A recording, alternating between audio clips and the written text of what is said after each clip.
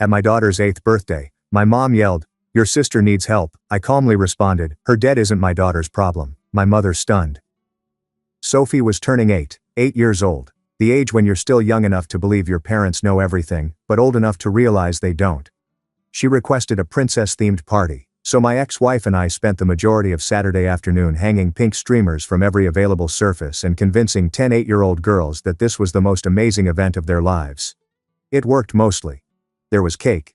There were pizzas. There were youngsters racing about the backyard as if they'd injected sugar right into their veins. Everything was commotion, yelling, and the type of delight seen only at children's celebrations. My mother came at 2 o'clock, which was her usual time. Arrive after the tough lifting is completed, but early enough to participate in the cake portion. She was carrying a package wrapped in paper that appeared to have been stapled. Her energy was the type of manic that generally indicated she was ready to do something my therapist would have advised me to prepare for. "There's my princess," she exclaimed, swooping down on Sophie with such fervor that my 7-year-old took a little step back. She hugged my kid as if she were gathering her for a hostage scenario, then instantly began searching around the party for entertainment options. My ex-wife Rachel drew my attention across the deck. We had been divorced for 2 years, yet we had a unique co-parenting language that could be spoken with a single glance. "Your mom is about to do something." I was correct. About 20 minutes into the party, my mother slapped her hands together loudly, like adults do when they want youngsters to stop having fun and focus on them instead. "Everyone," she said, her voice piercing through the commotion like a knife through birthday cake. "I have an announcement." The students came to a halt. Adults froze in the middle of their conversations. There's something about the tone someone employs when they're ready to say something important, and my mother had hit it brilliantly. "I wanted to say something in front of all of you," she said, gazing straight at me. "Because this is a family matter, and I believe in honesty, even hard honesty." Rachel's fingers touched my arm. "Physically, it's a warning, a comfort, and a buckle up. Your Uncle Matthew's sister, my daughter Claire," my mother added, indicating vaguely at individuals who weren't there, "is having financial troubles. She's made some errors, but she's family, and family helps each other." I could see where this was heading. "So I've chosen to utilize Sophie's college savings to assist her get out of debt. It's the correct thing to do. Your relative needs assistance more than she does college prep." Rachel's hand tightened on my arm. One of the other parents was looking at their phone, probably wondering if they should leave, and the kids were confused. They'd been 8 and younger, and their brains couldn't process that an adult had just announced they were stealing from a child in front of witnesses. I sat down with my beer. "What do you mean?" I remarked quietly, my voice striking through the silence like a special type of weapon. "The account I closed last month." My mother's expression shifted from confident to perplexed, to protective in approximately 2 seconds. "What?" she said. "The college savings account," I repeated for Sophie, remaining calm and quiet enough for only close adults to hear. "The one I closed last month after transferring all monies to her trust account at the brokerage business. The one with my and her names, not yours." My mother's expression shifted, and her assurance cracked like thin ice. "I don't," she said. "You don't have access to it," I explained. "Because you were never intended to. Sophie's account was set up and managed by me. I blocked your access roughly 28 days ago when I noticed you'd been hinting about rearranging family finances. You cannot just," my mother started. "I've already done that," I said. "So, I'm not sure which account you were planning to raid, but it wasn't that one." My mother took out her phone, and I watched her open her banking app, look for the account number she seemed to have memorized, and realize I was speaking the truth. "What have you done?" she yelled, her voice growing louder. "My job as a parent," I explained, "includes protecting my daughter's future from people who believe they have the right to make financial decisions for her." "That's her education," my mother remarked. Her voice rose as if it were a volume dial. Someone was aggressively showing up. "That's her future." That's my daughter," I continued, maintaining the same tone, "and I make decisions about her future, not you. Not because I don't trust you with money, though we can certainly talk about that, but because she's my child, and I'm her father, and that's literally my job." My mother began shouting, but not in John's voice. Not speaking strongly, yelling, the type that rings out across a backyard full of 8-year-old girls and their parents. "You're being selfish," she yelled. Your sister needs help, and you're being selfish. This is about your want to control everything. This is about you being ungrateful for all the assistance I've provided." Sophie's face became white. I saw the other kids stop playing and start gazing. Rachel stood up, ready to interfere if the situation progressed. And I remained calm. "I think this conversation needs to happen somewhere else," I replied, referring to the children who are currently seeing their grandma have a full meltdown at their celebration. "I'm not leaving," my mother said. "I came to celebrate my granddaughter and to be honest with this family about what's happening with your sister. That's not wrong. That's not—" "You're right," I said. "You came for those things, but you also came with the idea that you could make a financial choice for my daughter in front of her friends, and I would just accept because you are the adult in the room. And that anticipation is the issue." My mother opened her lips to answer, then closed it before opening it again. She did it 3 times, like a fish desperately attempting to get oxygen from dry soil. "You're making a scene," she eventually remarked, her voice softer but furious, which made matters worse. "No," I said. "You made a scene. I'm just standing here. I'm just being honest about a decision I made months ago to protect my daughter's future from being sacrificed to someone else's bad financial choices."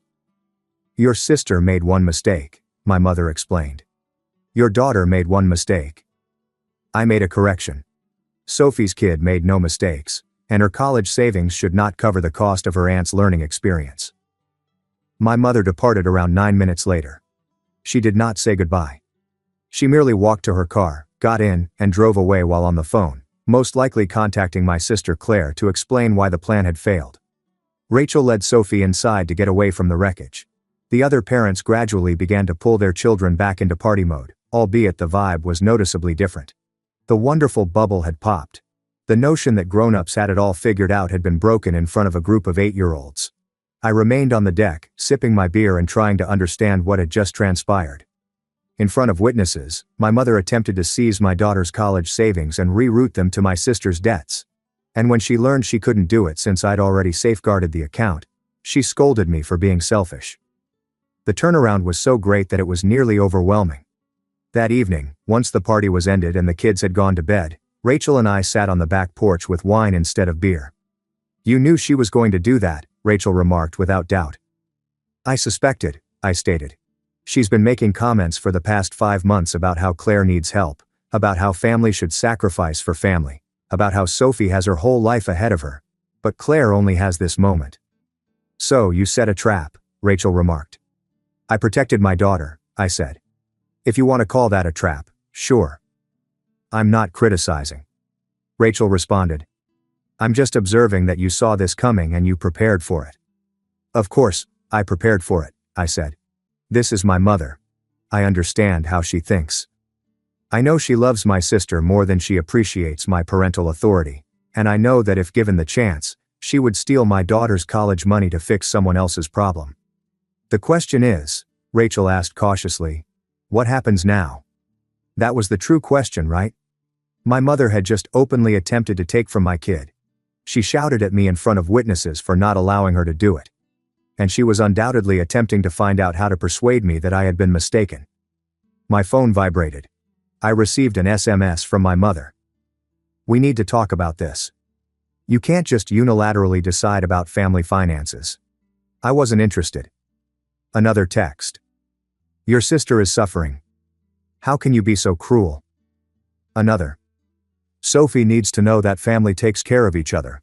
One more. "I'm calling Dad." "You're being unreasonable." I silenced the alerts and placed the phone down.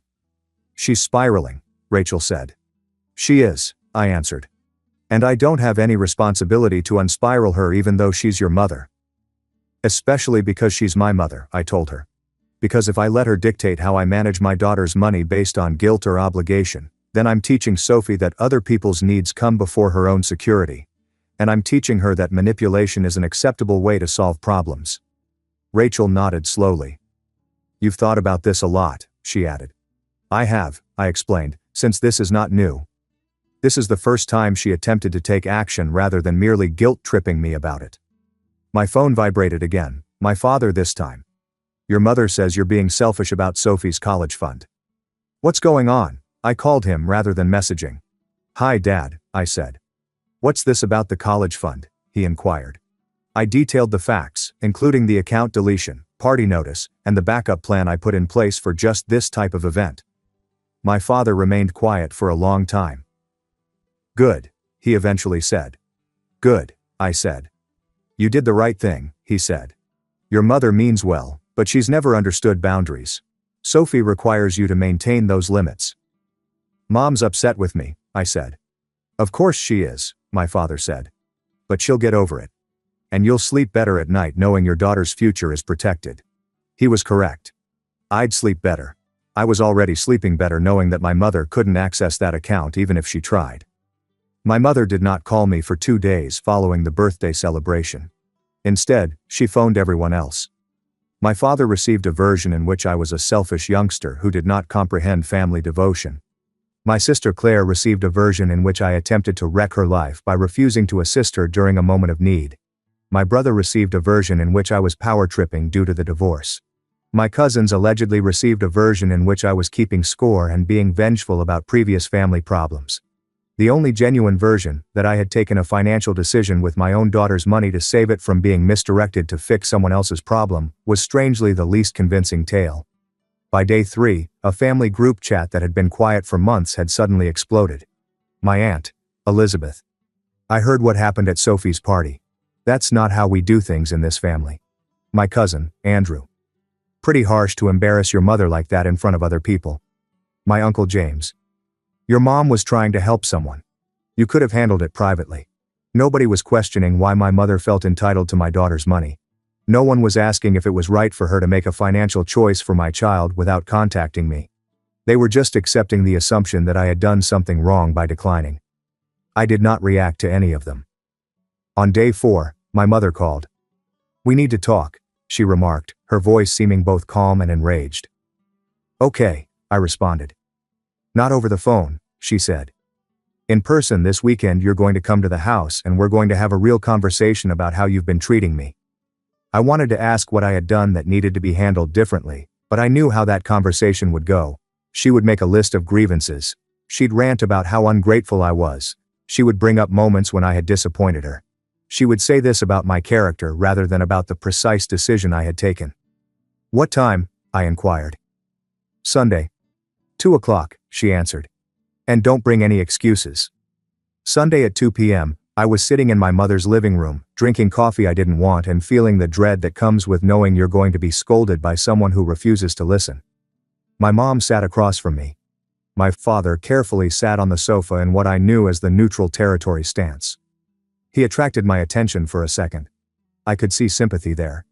He knew what was coming. "I want to understand," my mother began.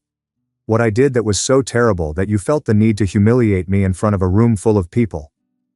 You announced you were going to use my daughter's college savings without asking me," I remarked quietly. "That's what happened. I was trying to help my daughter," she explained. "I was trying to be a good mother and a good sister. I was trying to show that family comes first. But you did it by making a decision about my daughter's money," he responded, "without consulting me, without asking me if I agreed. You just announced it like it was a done deal because I knew you'd say no."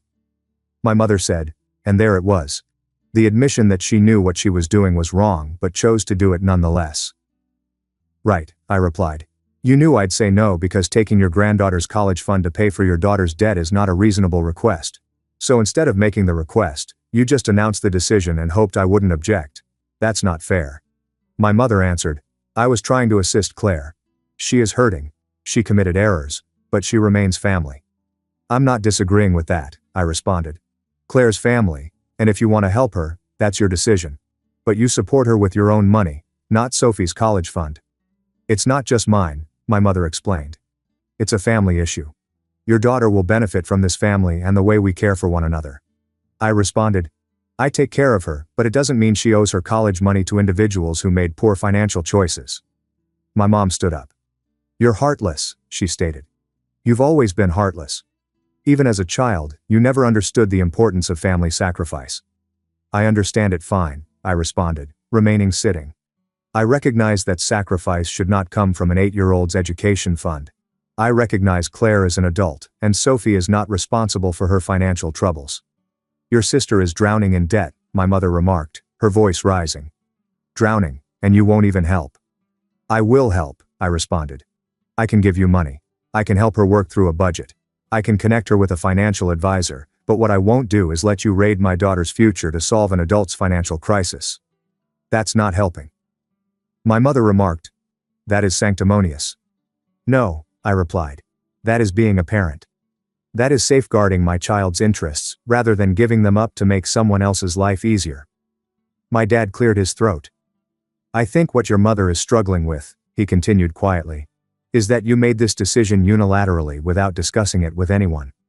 I discussed it with my therapist, I replied. And with Rachel. I discussed it with myself. I terminated the account in my name using the money I had donated for my daughter's benefit. What did I need to address with my mother? You might have come to us, my mother continued. Or asked. You could have trusted us to make the correct decision. Based on what? I asked. Based on the fact that you attempted to make a significant financial choice about my daughter without consulting me? That doesn't appear to be proof that I should trust you with her money. My mother sat down again. I don't know who you've become, she murmured gently. I don't recognize you anymore. I've become someone who defends his daughter, I replied. And someone who establishes limits. I've evolved into someone who does not allow guilt to influence his parenting decisions. Perhaps you don't know that guy, but he is a greater father than I was before. We sat silently for a time. Claire phoned me. My mother said finally. She felt embarrassed. She learned about what you did from her pals at the party. I'm sorry she was humiliated, I answered sincerely. But that's not my responsibility to manage. What's my responsibility is protecting my daughter and making sound financial decisions about her future. Even if it means you lose your relationship with your mother? My mother inquired. That was the threat, right? If you don't do what I want, I'll make you choose between being a good parent and having a mother.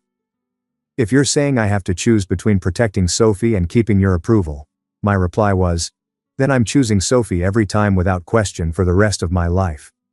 My mother's face collapsed somewhat. That's not what I'm saying, she said. But it was. It absolutely was. Yes, it is, I answered softly. And I see why. You feel as if I deceived you. You believe I prioritized my daughter above you, which is true. I did. I will. I will always put my kid above your sentiments. It's selfish, my mother said. Maybe, I said. But it's also good parenting. And I'm okay with you thinking I'm selfish if it means Sophie grows up knowing her father protected her when he needed to. I left my parents' house an hour later, and my mother did not hug me goodbye, nor did she say she loved me. She just remarked, I hope you know what you're doing. She said in a tone that suggested she hoped I didn't. My father escorted me to the door. You did the right thing, he said calmly. Don't let her make you doubt that. I won't, I said. But it would be easier if she could just accept it without trying to make it my fault. She will eventually, he explained, but not today. Today. She's still mad because you didn't let her control the story. 2 weeks later, my sister Claire called, and I almost didn't answer. Hi, she murmured, her voice unsure in a manner I hadn't heard before. Hi, I said. I wanted to call earlier, she said, but I was embarrassed and angry. I guess I was hoping Mom could persuade you to reconsider your mind. She tried, I explained. I know, Claire responded. She called me 6 times a day for a week, telling me all the reasons you were being unreasonable. And now, I asked. I'm phoning because I've been in treatment, Claire responded. And my therapist helped me understand that Mom using my financial irresponsibility as leverage to take money from my niece is not great for anyone. I felt a change in my chest. I had to declare bankruptcy, Claire explained. It was terrible and embarrassing, and I despised it. But it also taught me that my debt is my responsibility, not Mom's or yours. I'm sorry you went through that, I added, and I meant it. I'm sorry I let Mom turn this into a family crisis. Rachel corrected herself. I should have told her no. I should have said I got myself into this. I'll get myself out. But it was simpler to let Mom be upset with you than to take responsibility for myself. You're being responsible now, I told you. That's what matters. Can Sophie still come to my birthday next month? Rachel inquired. Or am I on the permanent list? I laughed. Actually laughed. Sophie can come, I said. But you're still a little bit on the list. Fair, Rachel said. I'll work my way off it. My mother is still upset with me, by the way. She has been angry for 5 months now. She still discusses the birthday celebration as if it were a personal betrayal. She still complains about how I handled it poorly and how I should have approached her privately, but she no longer tries to take Sophie's money. She does not reveal her intentions to steal her college fund. She has learnt through hard experience that there are some boundaries I will not cross.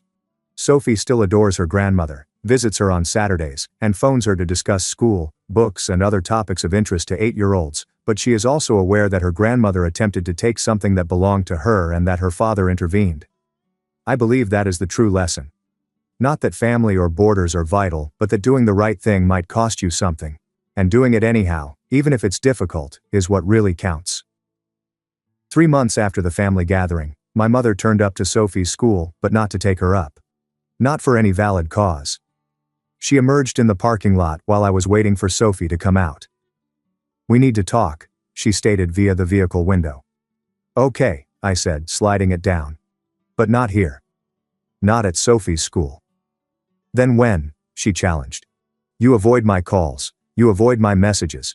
You won't come to family dinners because every time I do, the conversation turns into you trying to convince me I was wrong about the college fund.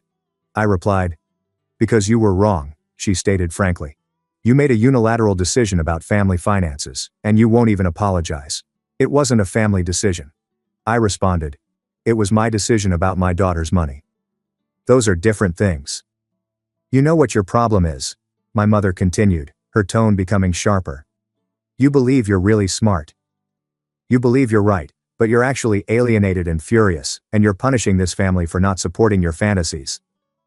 My delusions got a $3 million book deal and made the New York Times bestseller list, I remarked with no apology. Wait, that was the other man. He's the divorced author from the book tour, not me. I'm the man who protects his daughter's college money, and I think it's working out rather well. This isn't about your success, my mother remarked. This is about the fact that you've become someone cold and distant.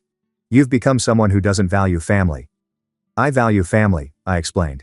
I just don't value being manipulated by family. Those are different things. Sophie got out of school. When she noticed my mother's automobile, her entire body tightened.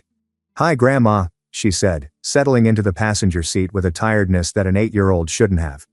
Hi, sweetheart, my mother responded, her tone quickly changing to honey sweet. I was just talking to your father about some things. What things? Sophie said, glancing at me.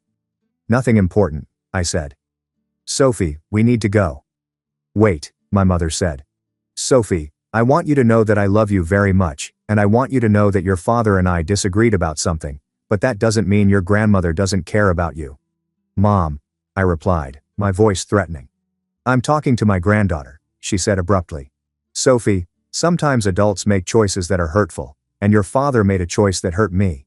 But I want you to know that I'm trying to understand why he thinks he was right. He was right, Sophie remarked, and I've never been more proud of an 8-year-old in my life. He's my dad. That money was for me. He gets to decide about my money. My mother's face became frigid. I replied, starting the car. We're done here.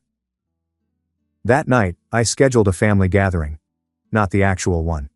Everyone is on a Zoom call. My father, mother, sister, and brother. I'm calling this to set some boundaries, I blurted out. And I'm doing it in front of all of you so there's no confusion about what I mean. This is ridiculous. My mother started. Let me finish, I said. I've tried being reasonable. I've tried explaining my decisions. I've tried having conversations about why I did what I did, but none of that's working because you all keep expecting me to change my mind. We don't expect you to change your mind, my father said. We just think you showed up at my daughter's school. I said, gazing straight at my mother. You tried to use Sophie as a mediator in our conflict. You told her that I hurt you by protecting her own money. That crosses a line. My mother began to object. I'm not finished, I said. Here's what's going to happen. First, you're going to stop bringing this up. The birthday party happened. The decision was made. We move forward from here. Second, you're going to stop trying to convince me I was wrong. I wasn't. I'm not. I won't. Third, You're going to cease using my connection with Sophie as leverage. I would never, my mother began. You literally just did, I told her today at school. Here's my boundary. If you include Sophie in this fight again, I'm going to take a vacation from having you in our life. Not forever, but long enough that everyone knows that my kid is not a bargaining chip. You can't threaten me with my granddaughter, my mother said. I'm not threatening you, I explained. I'm telling you what the consequence is if you keep crossing this line. That's not a threat. That's a boundary. Claire unexpectedly spoke out. I think Dad's right, she said. Mom, you need to let this go. You made a choice about Sophie's money without asking Dad. He protected the account. That's done. Now you need to accept it and move on. I'm not taking parenting advice from someone who declared bankruptcy, my mother said. Good, Claire remarked, because I'm not giving it. I'm just observing that you're making everything worse by not accepting a decision that's already made. My brother remained quiet. My father nodded slowly. I support the boundaries, my father responded. And if you keep pushing, I'll be backing your son up on taking space. My mother peered around the Zoom, as if she couldn't believe she was being targeted. Fine, she eventually said. Fine, I'll stop bringing it up. But I don't accept that you were right about any of this. You don't have to accept it, I told you. You just have to stop trying to change it.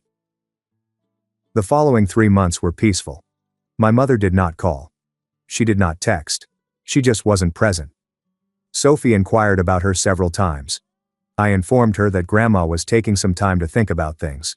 Then, during month 4, my mother called. I want to see Sophie, she explained. Okay, I responded. When?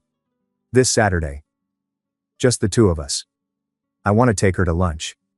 I'm going to need to ask Sophie if she wants to go, I told her. Why wouldn't she want to? My mother inquired.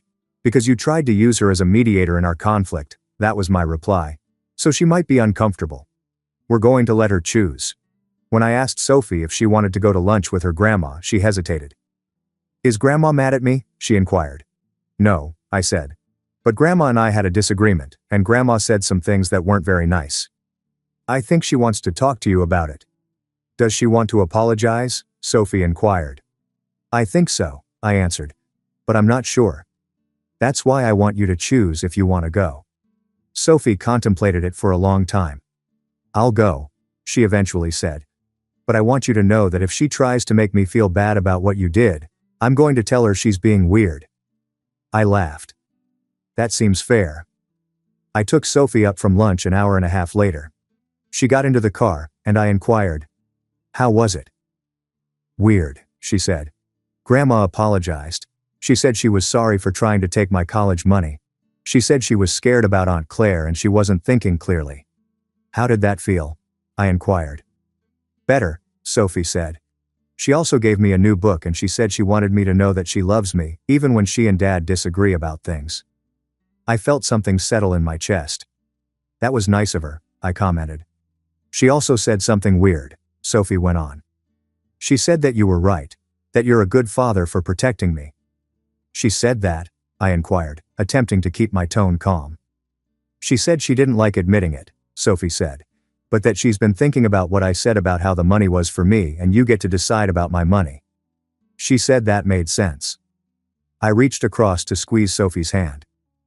I'm proud of you, I said, for standing up for yourself. I learned it from you, Sophie said simply. That night, my mother called me. I owe you an apology, she replied without explanation. Okay, I said, unsure where this was headed. I was wrong, she explained. Not about wanting to help Claire. I stand by that, but about trying to make it your problem, about trying to take from Sophie, about involving her in our conflict. I was wrong about all of that. Thank you for saying that, I said. I'm also wrong about something else. She proceeded. I've been angry at you for being independent and strong and unwilling to let people manipulate you. But those aren't bad things. Those are things I should be proud of. Things I raised you to be, whether I realized it or not. I did not say anything. I just listened. I'm sorry, she said. Not because I want to solve things quickly, but because I finally understand what you were doing. You were the father you needed to be, and I was the mother who didn't know how to accept it. I accept your apology, I said. I'd like to do better, she explained. Going forward, I'd like to try. I'd like that too, I responded. We hung up after that. Not everything has been settled, but there is some understanding. Sophie's 10th birthday rolled along, and this time my mother called to see what she might give rather than simply announcing what she was taking. I'd like to help with the party, she explained, if that's okay with you. That's okay, I responded. What did you have in mind? Whatever you think is appropriate, she said. I don't want to overstep. That comment, I don't want to overstep, was maybe the most encouraging thing I'd ever heard from my mother. She brought a cake, not the main cake, but a treat that she had cooked herself. She arrived an hour before the party began and asked if I needed assistance with anything. She stayed at the party and played games with the kids rather than attempting to be the focus of attention. When it was time to depart, she hugged Sophie and said she'd see her next week for their regular lunch rendezvous. There was no drama, no manipulation, no financial announcements, just a grandma being a grandmother. My sister Claire was also there. She had been clean for 14 months. She worked as a financial consultant, assisting others in avoiding the same mistakes she had made. She handed Sophie a gift card and a message that said, "To my smart niece, who reminds me that consequences teach us things." My brother and I genuinely chatted about work, our kids, and other typical topics that brothers discuss when they are not involved in family strife. My father called me aside at one time. "I'm proud of you," he stated, "for sticking to your boundaries, for not letting guilt change your mind. That takes strength." "I learned it from you," I explained. He grinned. "I'm not sure I deserve credit for that, but I'll take it." The college fund is still there and increasing slowly. Sophie is aware of the situation now. She is aware that when someone attempted to steal it, her father safeguarded it.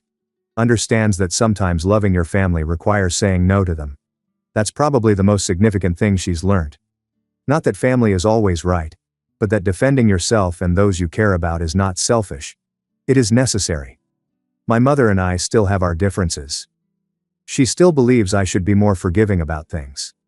I still believe she should be more respectful of limits, but we discovered a medium ground in which we may both be correct about certain things and incorrect about others. I believe that is the definition of family. People who know you and stay despite the lack of perfect harmony or full approbation. People who can acknowledge when they're incorrect. People who can say "I'm sorry" with genuine emotion. People who can learn. My mother has learned a lot over the past year, regarding what it means to appreciate someone's parenting, about what it means to set and accept boundaries. Instead of attempting to be the center of your adult child's life, consider what it means to be a grandma. And I've learned that forgiving does not imply forgetting. It entails deciding to continue forward even when something hurts. Sophie's college fund is held in an account that only I have access to. It will be ready for her when she turns 18. And it will exist because on her 8th birthday, I said no to someone I adored. That no protects more than simply money. It safeguarded Sophie's right to know that her father would prioritize her safety over family unity. It kept her from learning that manipulation is okay when it comes from someone you should trust. Most significantly, it safeguarded her from a future in which she learned to prioritize other people's issues above her own. Last week my mother texted me a picture. It was from Sophie's school, and I had attended a father-daughter event there. My mother had evidently acquired the photo from another parent. Sophie is holding my hand in this shot. She looks up at me as if I've hung the moon. I stare down at her as if she were the most important thing in the world. My mother's text stated, "This is what I see today, and this is what I was attempting to safeguard by giving you her money.